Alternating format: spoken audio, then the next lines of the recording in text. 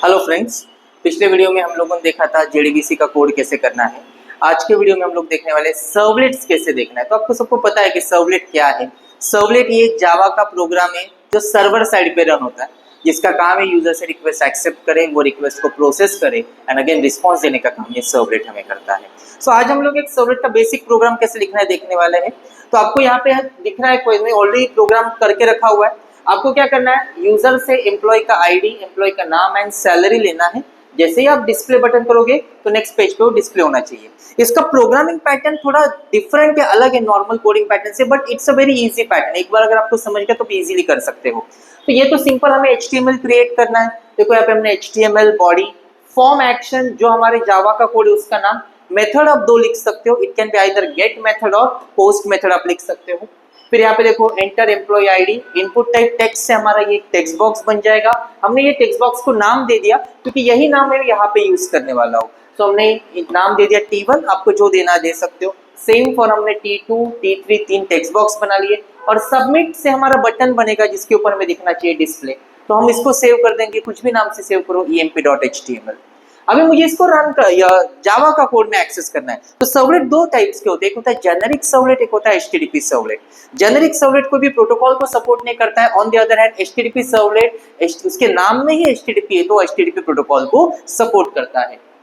तो यहाँ पे देखो मैंने दो पैकेजेस लिए हैं, तीन पैकेजेस। आईओ का पैकेज जो प्रिंट राइटर क्लास के लिए लगने वाला है, import javax.servlet.star, import javax.servlet.http.star। फिर आपको क्लास का नाम emp जो हमने यहाँ पे लिया था, extends http servlet, बिकॉज मैं यहाँ पे http servlet यूज करने वाला हूँ।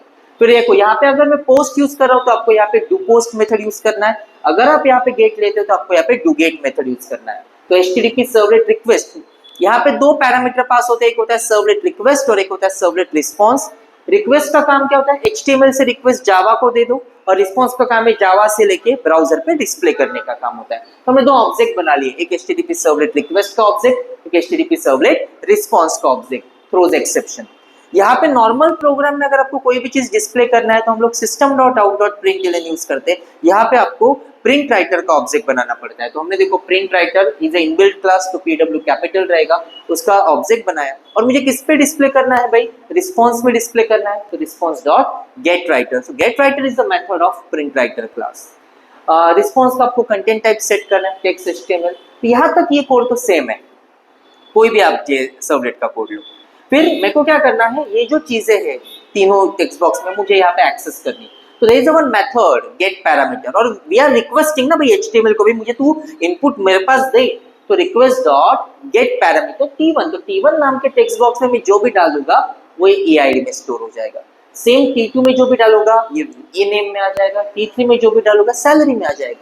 अब मुझे कोई भी चीज डिस्प्ले करना है तो ऑलरेडी मैंने प्रिंट राइटर का एक ऑब्जेक्ट यहाँ पे बनाया हुआ है। So print w.println employ IDs जो हमने लिया EID, ENAME एंड सैलरी, बाद में हमने PW को क्लोज कर दिया है। तो ये आपका जावा का कोड हो गया। This is simplest code. आपको HTML का भी कोड करना है, जावा का भी कोड करना है, तो ये लाइक दिस हम लोग हमारे सर्वलेट का कोड करेंगे। बस आपका लॉजिक यहाँ पे चेंज होने वाला है। तो एक बेसिक फंडा आपको याद रखना है, उसके बाद लॉजिक आप आपके हिसाब से चेंज कर सकते हो। I hope you clear this concept of servlet. Do like, share, subscribe my channel. Thank you.